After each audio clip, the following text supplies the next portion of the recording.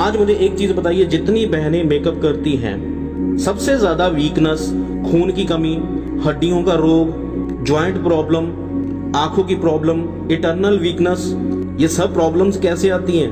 उनका कारण है मूर्ति पूजा। परमेश्वर ने 10 आज्ञा दी, उनमें क्या कहा कि तुम मूर्ति पूजा ना करना। मेकअप कौन करता है? जितनी आप मूर्तियां देखोगे उनको सजाया जाता है, उनको मेकअप किया जाता है। उन मूर्तियों के ऊपर आप देखोगे कितने कितने मेकअप होते हैं और उसी मूर्ति की तरह आप अपने आप को सजाते हैं, संवरते हैं। आज लड़कियां अपने गले पर, अपने हाथों पर, अपने बाजुओं पर टैटू बनवाती हैं।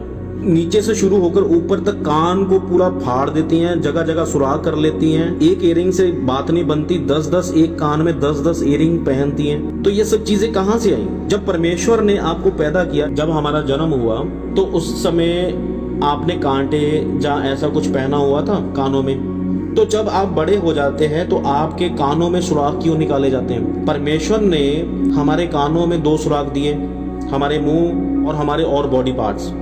तो वहां पर सुराख निकाले परमेश्वर ने, क्योंकि वो जरूरी थे। नाक के अंदर 2 सुराख है हमारे, उनका कोई काम है। पर आपने उस बॉडी को, जिस बॉडी को परमेश्वर ने बनाया, आपने अपने कानों को फड़वा लिया, कानों के अंदर सुराख करवा लिए। ये कहां से बात आई? जितनी बहनों ने जो मसीह में जिन्होंने बपतिस्मा लिया हुआ है, आज उन्होंने अपने कान को फड़वा कर उन्होंने उसमें सुराख निकाल लिया, अपने नाक को फड़वा लिया और नाक में सुराख निकलवा लिया। क्या कहते हैं ना, वो नथ पहनते हैं। तो ये चीजें कहां से आई? क्या बाइबल में ये चीजें लिखी हैं? हम तो बस जैसे लोग चलते हैं वैसे ही देखकर हम भी चलते जा रहे हैं। परमेश्वर ने कहा पूरे बल से, पूरी बुद्धि से, पूरी शिद्दत से परमेश्वर को प्यार करना है। तो आज हमारा प्यार जो है, आज श्रृंगार में बट गया, आज हमारा प्यार कपड़ों में बट गया, आज हमारा प्यार पैसे में बट गया। आज हमारा जो प्यार है वो हमारे शरीर को सुंदर बनाने में, उसको अट्रैक्टिव बनाने में, इन चीजों में हमारा प्यार बट गया परमेश्वर से। आज हम परमेश्वर के नहीं हैं, आज हम किसके हैं? दुष्ट के। क्योंकि उसकी दुष्ट की बुरी कामनाओं पर, उसकी बुरी शिक्षाओं के ऊपर हम मन लगाते हैं। ऐसे लोग स्वर्ग जाएंगे? कभी भी स्वर्ग नहीं जाएंगे वो। तो परमेश्वर वहां से तो आपको गुजरने तक नहीं देंगे। पहला पत्रस 3:4 कहता है, वरन तुम्हारा छिपा हुआ और गुप्त मनुष्य तब नम्रता और मन की दीनता की अविनाशी सजावट से सुसज्जित रहे, क्योंकि परमेश्वर की दृष्टि में इसका मूल्य बड़ा है। कोई मेकअप नहीं, कोई ट्रिमिंग नहीं, कोई बाल कटवाना या थ्रेडिंग करवाना, ये सब चीजें करवाना, परमेश्वर को ये सब चीजें पसंद नहीं है। वचन कहता है जो आप सजावट करते हैं वो तो नाश हो जाएगी। वो कितने टाइम के लिए होगा मेकअप? ज्यादा से ज्यादा सुबह करवा लिया, शाम तक तो वो उतरेगा ही, वो मिल्ट हो जाता है। जो परमेश्वर ने आपको कलर दिया, जो परमेश्वर ने आपको सुंदरता दी, आपके नए नक्श, आपकी आंखें, पलकें, नाखून, बाल तक परमेश्वर ने आपको दिए, क्या वो कभी भी मिल्ट होते हैं? तो जो आपका मेकअप है वो क्यों मिल्ट होता है? क्यों ये सब चीजें नहीं समझते? आपकी सुंदरता जो आपके अंदर से दिखनी चाहिए। वचन कहता है कि परमेश्वर हमारे बाहरी रूप को नहीं देखते, वह हमारे अंदरूनी रूप को देखते हैं। तो आज तो हम अंदर से और बाहर से दोनों तरफ से आज हम मूर्ति पूजा, मतलब गूंगी मूर्ति बन चुके हैं। कितना पैसा वेस्ट होता है, कितना। पुराने समय की कलीसिया क्या करती थी? वो सजती सवरती नहीं थी, वो पैसा कपड़ों के ऊपर वेस्ट नहीं करती थी, वो सोने चांदी के गहनों के ऊपर अपना पैसा वेस्ट नहीं करती थी। मतलब जितना होता था वो सब लाकर परमेश्वर के कामों के लिए देते थे, ताकि परमेश्वर का काम, प्रभु की दुल्हन तैयार की जाए और उसकी दुल्हन सर्वव्यापी दुल्हन कहलाई जाए। तो आज किसको कॉपी करते हैं? आज टीवी सीरियल। आज कितने एक्टरनियां हैं जो उनका आप लाइफस्टाइल, मतलब कि उनका पहरावा, कपड़े पहनने का ढंग, ये सब चीजें आप उनको कॉपी करते हैं। जब आपने कोई भी ड्रेस लेनी होती है, आप मसीह में, आप प्रभु के आगे प्रार्थना करने वाले विश्वासी भाई बहन, प्रभु भोज लेने वाले, चर्च आने वाले, प्रभु प्रभु करने वाले, प्रार्थनाएं करने वाले, वो क्या करते हैं? अपने फोन में जाते हैं, जब उन्होंने कोई ड्रेस लेनी है तो सर्च मारते हैं यूट्यूब के ऊपर, कौन सी ड्रेस, कितने वाली ड्रेस, उसकी कीमत वहां पर मेंशन की होती है। ये नहीं, ऐसी ड्रेस लेनी है। तो कितना पैसा वेस्ट करते हैं। क्या पुराने समय में भी ये सब चीजें थी? पुराने समय में जो उनका पहरावा होता था तो वो लॉन्ग होता था। जब परमेश्वर ने आदम और हवा के पास जब परमेश्वर गए, तो जब उन्होंने वर्जित किया और फल खा लिया, तो फल खाने के बाद क्या हुआ? उनके अंदर से पवित्र आत्मा चला गया, और जब पवित्र आत्मा उनके अंदर से चला गया तो उनको दिखा कि हम नंगे हैं। तो किसने उसको पहना, उसको ढका हुआ था? पवित्र आत्मा ने, परमेश्वर के वचन ने। चाहे वो नंगे भी थे पर उनका तन, उनका नंगापन उनको दिखाई नहीं देता था। उनका अविनाशी शरीर था वो, पर उन्होंने क्या किया, उन्होंने फल खा लिया। तब उनको पता चला कि हम बगैर कपड़ों के हैं। उन्होंने अपने शरीर के ऊपर पत्ते लपेट लिए। तो तब परमेश्वर ने एक जानवर को मारा और फिर उसकी खाल के कपड़े बनाकर परमेश्वर ने उनको पहना दिए। 5 वचन कहता है, और पूर्व काल में पवित्र स्त्रियां भी जो परमेश्वर पर आशा रखती थी अपने आप को इसी रीति से संवारती और अपने अपने पति के अधीन रहती थी। तो आज आपका पति कौन है? परमेश्वर। हम किसकी दुल्हन है? परमेश्वर की। हमने किसकी सजना संवरना है? आपको पता है कि आप परमेश्वर का घर है, परमेश्वर का मंदिर है, परमेश्वर आपके साथ चलते हैं। तो जब आप मेकअप करते हैं तो परमेश्वर को आपके साथ चलने में शर्मिंदगी महसूस ना हो। जब आप बाजार में चले, रोड पे चले, आपके साथ परमेश्वर को चलने में शर्मिंदगी ना हो, परमेश्वर को शर्म ना आए। ऐसा मेकअप करो, ऐसा अपने आप को बनाओ, ऐसा अपने आप को सुसज्जित करो, किसी को दिखाने के लिए नहीं, अपनी सुंदरता बयान करने के लिए नहीं कि आपके बड़े बड़े बाल, लंबे लंबे बाल। और हवा के जो बाल थे उसके पूरे तन को वो ढकते थे, तो बाल उसकी शोभा थी। आज हमारे बाल हमारा फैशन बन गया। 6 वचन कहता है कि जैसे सारा अब्राहम की आज्ञा मानती थी और उसे स्वामी कहती थी, तब तुम भी यदि भलाई करो और किसी प्रकार के भय से भयभीत ना हो तो उसकी बेटियां ठहरोगी। किसकी बेटियां ठहरोगी? परमेश्वर की। अब ये हार श्रृंगार कौन करता है? अब इसका कैसे हमें पता चलेगा?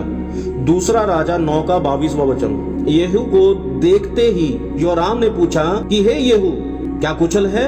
येहू ने उत्तर दिया, जब तक तेरी माँ इजेबेल शिनालापन और टोना करती रहेगी तब तक कुशल कैसे रहेगा? कौन करती थी वो शिनालापन? क्या टोनापन? क्या शिनालापन? मतलब कि सजरना संवरना।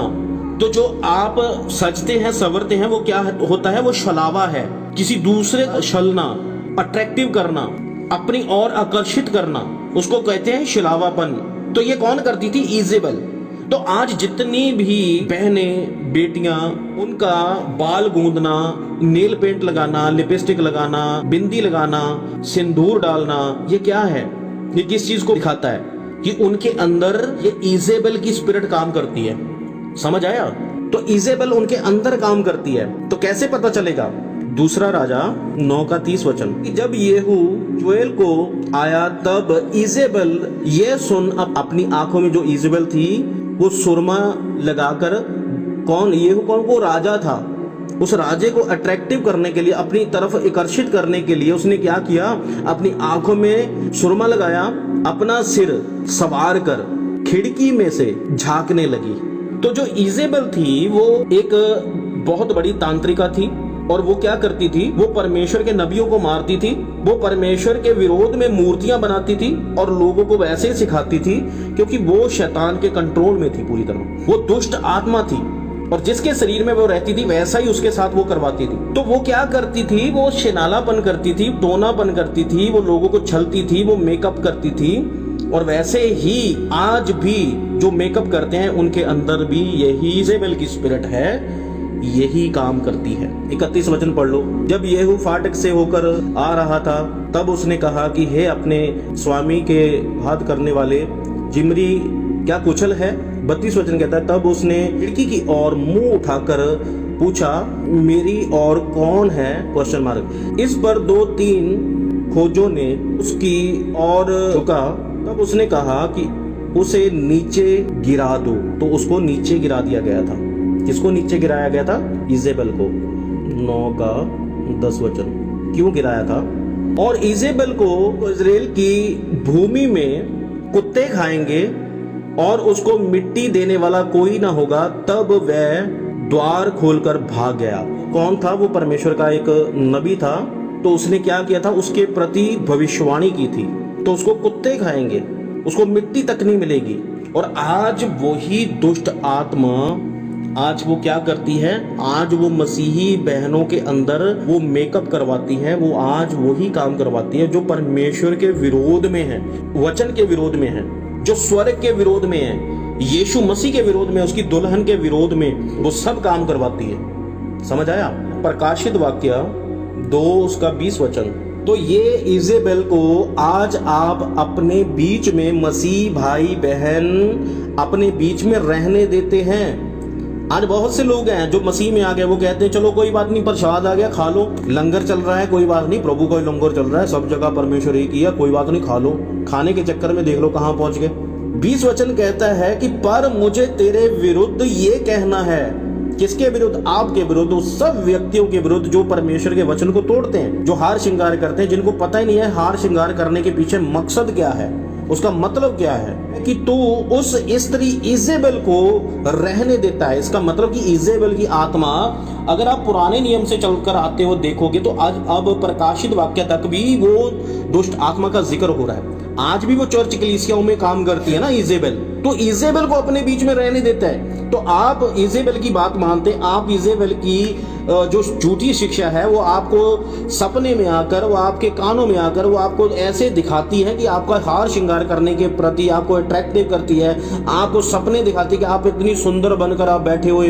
तो ऐसे ऐसी चीजें वो आपके दिमाग में वो डालती है कि आप अपने आप को शीशे के सामने निहारते रहो, ये सब चीजें करते रहो, अपने नेल बनाते रहो, अपनी थ्रेडिंग करते रहो, अपने आप को चेहरे को संवारते रहो, सजरते रहो, यही सब चीजें पूरा दिन करते रहो। क्या लिखा है कि तू उस स्त्री को रहने देता है जो अपने आप को भविष्यवक्तन कहती है, जो अपने आप को प्रॉफिट कहती है। और वही व्यक्ति जो मेकअप करता है ना, वही व्यक्ति कहता है तेरे को ज्यादा पता है, मेरे को सब पता है। तो वो अपने आप को समझदार कहेगा कि मुझे ज्यादा पता है।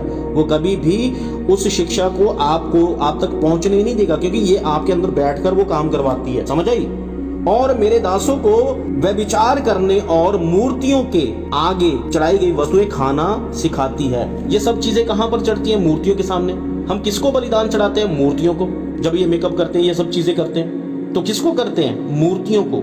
व्यभिचार करवाना, व्यभिचार का मतलब होता है कि जब आप अपने आप को सजाते संवारते हैं तो फिर आप अपनी आंखों से आंख मटक्के करते हैं। कभी आपने एक बात सोची कि जब आप अपने घर में होते तो कोई मेकअप नहीं होता, कोई सजना संवरना नहीं होता, तो जैसे ही आपको पता चला कि आपने मार्केट जाना है, आपने बाजार जाना है, तो उसी समय आप शीशे के सामने बैठकर अपने कपड़े को पहले तो चेंज करोगे, अपने बाल गोंदोगे, वो सब चीजें करोगे, अपने आप को पूरी तरह तैयार करके अट्रैक्टिव बनाकर, भड़कीला बनाकर फिर आप बाजार जाते हैं। उसके पीछे मकसद क्या है?